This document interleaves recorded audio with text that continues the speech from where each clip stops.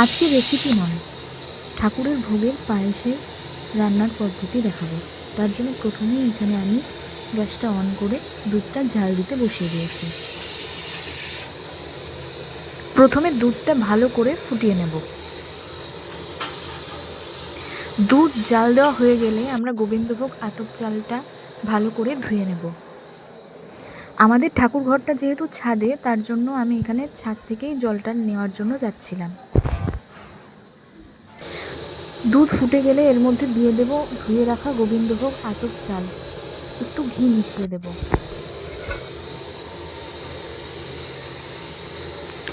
চাল দেওয়ার পরে কন্টিনিউয়াসলি নেড়ে যেতে হবে, যাতে তলায় লেগে না যায়। তলায় একটু ধরে গেলে কিন্তু স্বাদ পুরো অন্যরকম হয়ে যাবে। সামান্য একটু কাঁচা লবণও কিন্তু এর মধ্যে দেব। ঘি দিলে এই পায়েসের স্বাদ দ্বিগুণ হয়, আর চালের মধ্যে ঘি মাখিয়ে দিলে আরও সুন্দর স্বাদ হয়।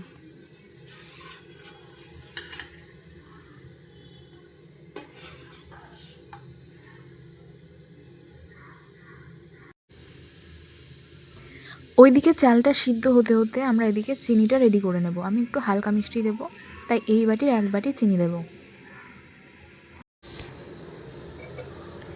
চালটা যখন 95% মতো সিদ্ধ হবে, তখন এর মধ্যে দিয়ে দেব চিনিটা। চিনিটা দেওয়ার পরেও ভালো করে মিশিয়ে নেব, আর চাল সম্পূর্ণ সিদ্ধ হয়ে গেলে ঢাকনা দিয়ে রেখে দেব। ব্যাস, তাহলেই তৈরি আতপ চালের দুধের পায়েস। আমার চ্যানেলে কিন্তু গুড়ের পায়েসের রেসিপিও আছে, যদি কারোর দরকার হয় তাহলে সেখান থেকে দেখে নিতে পারো।